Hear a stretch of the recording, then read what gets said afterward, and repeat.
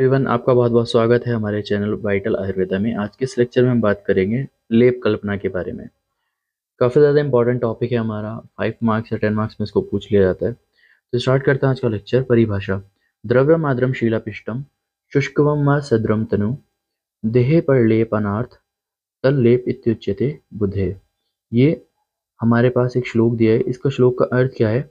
औषधि द्रव्यों को लेकर अथवा शुष्क हो तो जल आदि द्रव्य के साथ पीसकर पतला कर कल्क जैसा बनाकर देह पर बाह्य प्रलेपन हेतु कल्पना की जाती है, वह लेप है। कहा गया है कि आपको क्या करना है, औषध द्रव्यों को या फिर अगर आपके सूखे हुए द्रव्य हैं तो उनको क्या करना है, जल के साथ उसको मिला लेना है, उसको क्या करना है, पीसना है। और जब वो पीस के कैसा हो जाए, कल्क पेस्ट की फॉर्म में हो जाए, तो उसको क्या करना है आपको, बाहरी मतलब उसको एक्सटर्नली उसको अप्लाई करने के लिए जो कल्पना की जाती है वो है हमारी लेप कल्पना।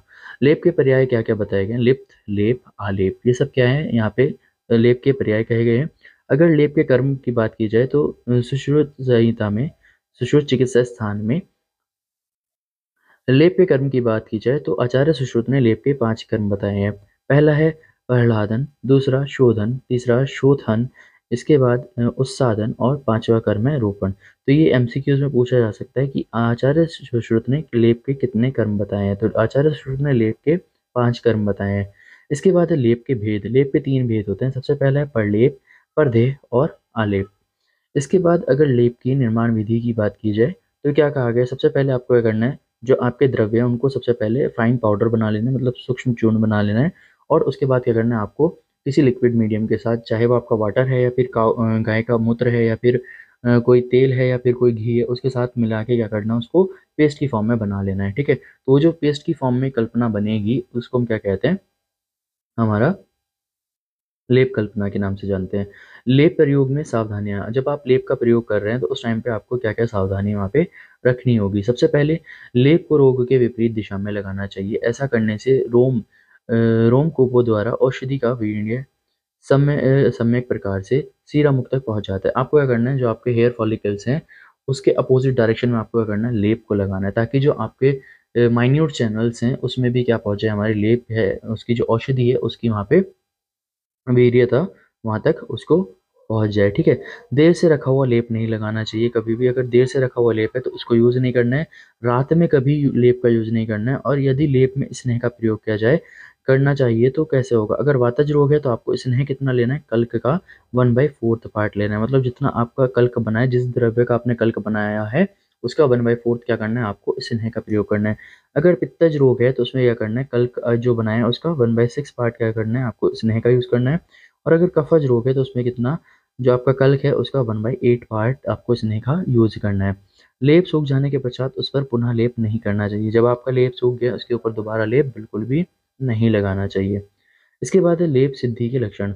लेप सिद्धि के लक्षण क्या-क्या मिलेंगे? लेप पीसने के बाद कैसा हो जाएगा? द्रव मिलाने के बाद कैसा हो जाएगा? कल्क जैसा हो जाएगा।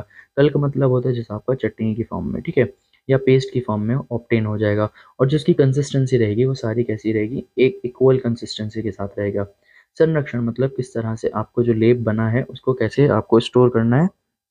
तो जो आपका लेप है उसको एयर टाइट कंटेनर में प्रिजर्व करते हैं, ठीक है।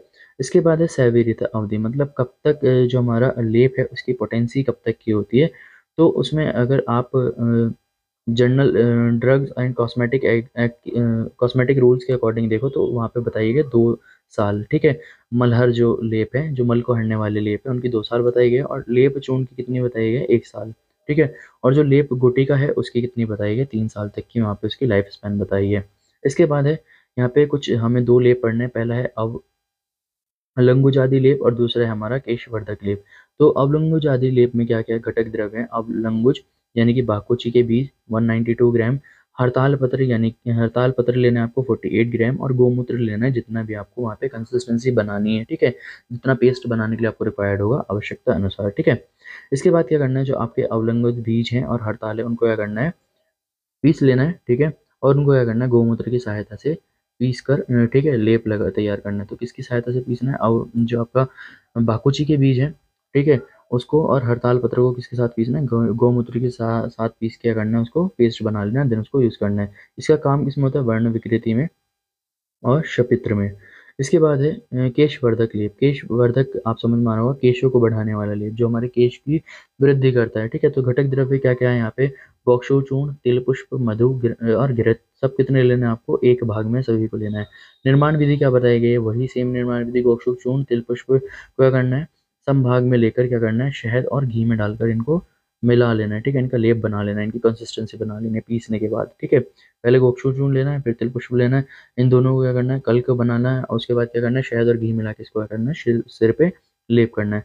इसका उपयोग किसमें किया जाता है? सिर के केश बढ़ाने के लिए इसका उपयोग किया जाता है। तो ये था आज का हमारा लेक्चर जिसमें हमने पढ़ा है लेप कल्पना के बारे में। नोट्स आपको मेरी डिस्क्रिप्शन बॉक्स में वेबसाइट का लिंक दे दूंगा, आप वहाँ से डाउनलोड कर सकते हो। अगर वीडियो पसंद आई चैनल को सब्सक्राइब कर देना। Thank you.